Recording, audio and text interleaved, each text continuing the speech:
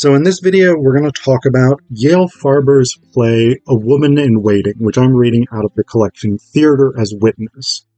So this collection, these are testimonial plays that are basically drawn from the lived experience and actual testimony of survivors of apartheid, people who then went on to testify in the Truth and Reconciliation Commission.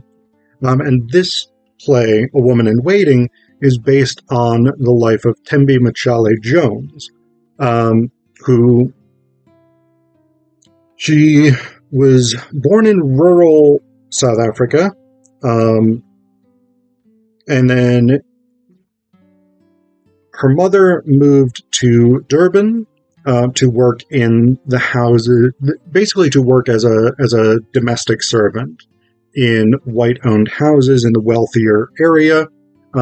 Eventually, Thembi joined her there.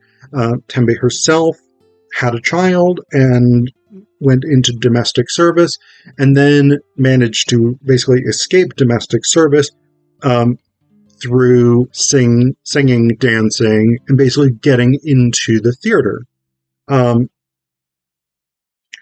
But a big part of Thembi's life was, when I talk about her in relation to her mother, I'll probably call her Thembi, but when I talk about her in general, I'll probably just call her Mtshali-Jones. So a big part of Mtshali-Jones's experience of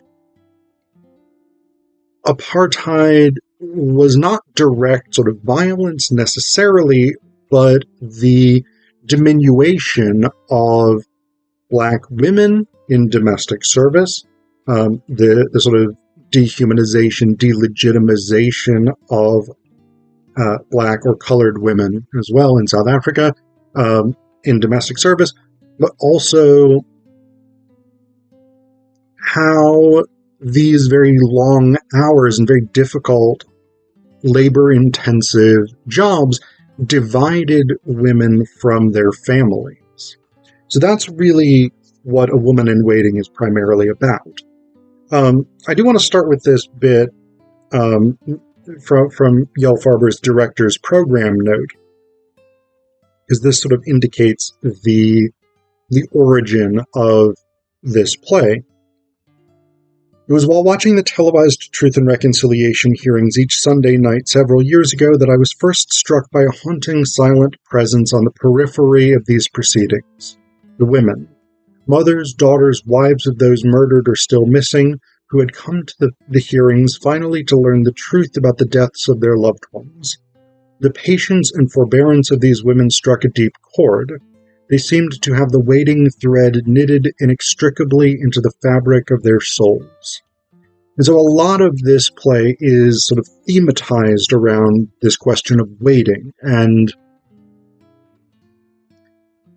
the deferment of things that in some ways should be quite basic human experiences. Being able to spend time with one's child, for instance, being able to spend time with one's mother, these kinds of things. Before I get into talking about the actual play itself, there's one more sort of prefatory thing I want to talk about, which is the note on the mise en scène. So this would be how the play is actually meant to be performed. And so what it says here is, this work should ideally be played on the floor to a raked audience, as opposed to on a raised stage, so that contact with the audience is immediate and dynamic. As the audience enters, the stage is bare, but for a large wooden crate standing center stage. Props are kept to a minimum. The actress never leaves the stage once the performance begins. A Woman in Waiting runs without an interval. So that idea of performing this on a flat stage, a flat floor with raked seating, rather than having the actor above the audience, that's really interesting, in part because one of the things that kind of does, so the idea there is basically to create a direct, immediate connection. I'm sorry, my cat is scratching around in the litter box. I don't know if the mic is picking that up. But the idea is to create a direct, immediate connection between Mtshali-Jones, who actually... This is one of the really interesting things about the plays in Theatre as Witness, is these testimonial plays, when they were performed as plays, they were performed by the people who gave the actual testimony before the TRC. So that puts Mtshali-Jones in immediate direct contact with the audience. There's not the sort of artificial barrier of the stage quite as much. There is still a difference, obviously, between the playing area and the seating area, but without a stage as such, that gap is lessened.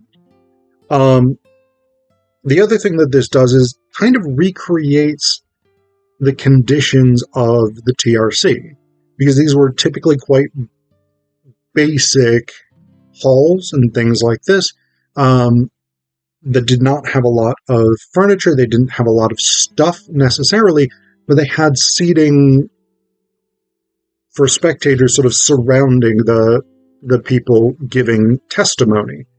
So we've got that aesthetic sort of reproduced here. The play itself, again, a lot of this is really built on Mtshali-Jones's life story, having been basically separated from her mother, who went to work in Durban, whereas Thembi, child, was sent to rural South Africa to live with her grandparents. But right from the beginning, we get this theme of waiting, of patience, and of being denied the right to move at one's own pace through life. Mtshali-Jones talks about being born.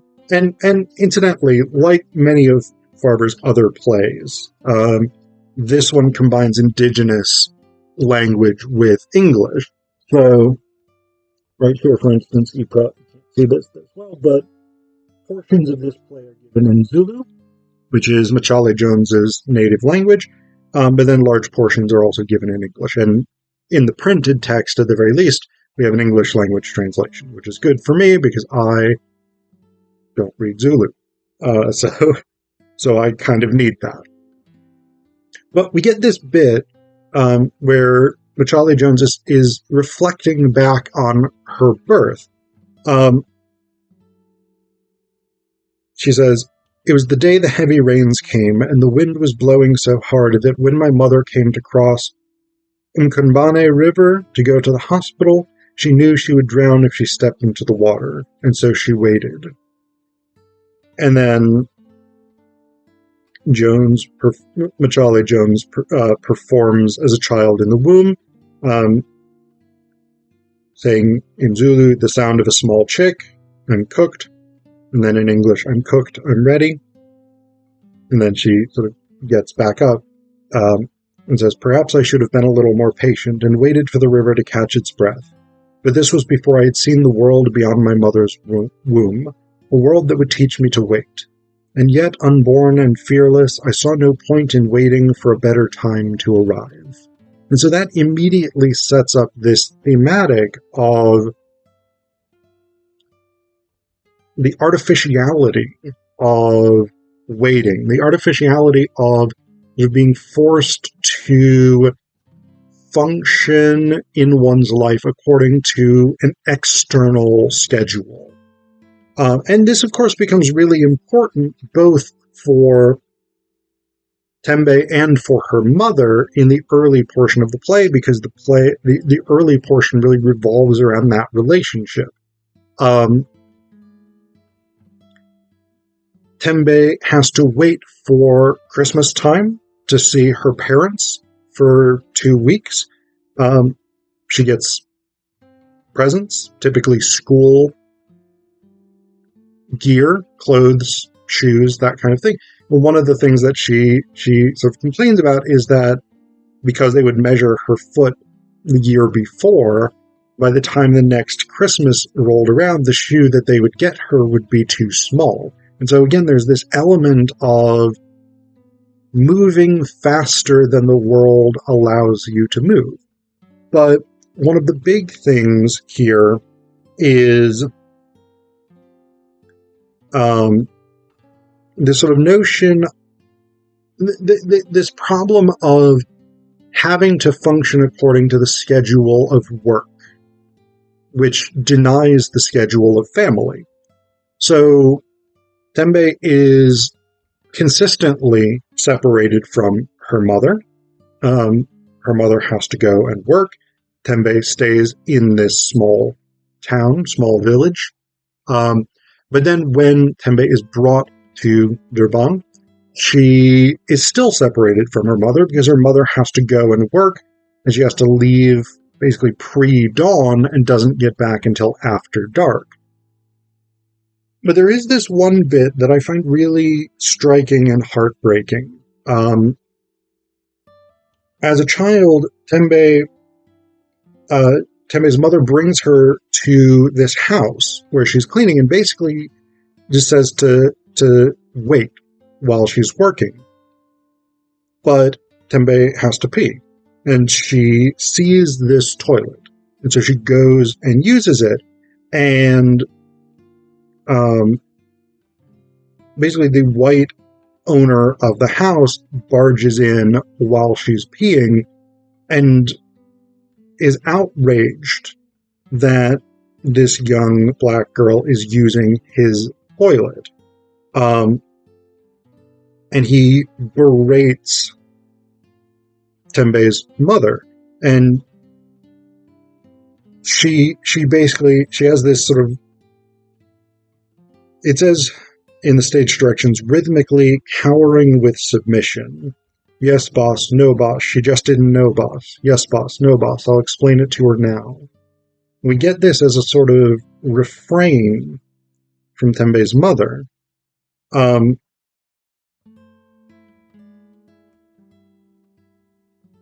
Thembi says here, this toilet was of such great importance. I didn't know. It had swallowed up my mother. Where did she go? And then peering into the toilet, he says, where had my mama gone? The woman who was so strong and she pulls a tiny version of the dress. There's a dress that represents Thembi's mother in this, that's sort of hanging and moves throughout the play, the early portion of the play. So she pulls a tiny version of the dress from the toilet bowl. Was this small woman singing this strange song? And then on her knees, she holds the small dress in front of her. The effect dwarfs her. And then as her mama, she says, yes, boss, no, boss. She just didn't know, boss. Yes, boss, no, boss. I'll explain it to her now. And then rising to her feet to address the audience, Thembi says, for all of us, the day comes when we must look our mother in the eye and realize that she is human after all. But that day I looked my mama in the eye too soon, not because I had grown tall, but because in that house she had been made small. And then there's a song in Zulu. There's songs throughout this play. That's a major component of this. And then she says, all the excitement I came to Durban with died in me that summer. I began to understand the reality of what my mama had to go through to buy me that little pair of shoes that never fitted, the reality of what life held for me. As my high school years passed, I became shy and silent. My spirit was still searching for a place to settle in this city. I had no friends except for a young man who showed some interest in me, and before I knew it, they told me I was carrying a child. I did not even know where it came from. No one had explained these things to me. No one had time. She was too busy trying to feed 7 hungry mouths. And so Mtshali-Jones grows up quickly. She has this baby. She goes to work in domestic service. And what she finds is that she cannot take care of her own child. She cannot spend time with her own child, Phumzile, because all of her time is devoted to caring for the children of wealthy white people, caring for their homes, cleaning, cooking, all that stuff. for them, for these white children, these white families, and they don't. The parents certainly don't appreciate this. The only interactions we see between the white mistress and Mtshali-Jones are when the white mistress berates her for showing up late for work. One time we see because the bus that she has to take from her part of town into the wealthy white area has shown up late. Another time because there are these random raids throughout the townships where they scoop people up in the middle of the night, take them to the police headquarters or whatever it is, and basically make them prove that they live where they live. But ultimately what's more difficult for Mtshali-Jones is not so much the sort of direct racial violence, inequality of apartheid, but it's the loss of time with her daughter. And so we get this bit quite near the end. It's addressed to her daughter, Phumzile. There is time lost that I mourn, time I can never reclaim. I would give up a list of things I've treasured most. Loves, friends, productions, my worldly goods. I would give all this and more if I could only travel backwards in time to your first years, to rewrite the hours that I encouraged words from the mouth of someone else's child, while you said your first mama and I was not there to celebrate it. If I had the power, I would trade the moments I walked someone else's child in the park while you took your first steps on this earth, and I was not there to throw you up in the air and call you a queen. But it is gone this time, and I can never trade it back, not for anything I have to offer, and I must make peace with this heart, and these hands that held another child, while you, Phumzi, waited for me. With love, Mama. I'm sorry, my cat's automatic litter box started going. I don't know if the mic is picking that up either. But it is this really difficult play, A Woman in Waiting. One of the things that I think is really important about a work like this is that it gives a different dimension to the sufferings of apartheid. Because, right, when we typically think of the sufferings of apartheid, we think about racial violence. We think about massacres. We think about the unjust detention of people like Nelson Mandela. We think about these very direct examples of violence and bigotry, but there's also just an element of dispossession, the loss of things that are fundamental to the human experience.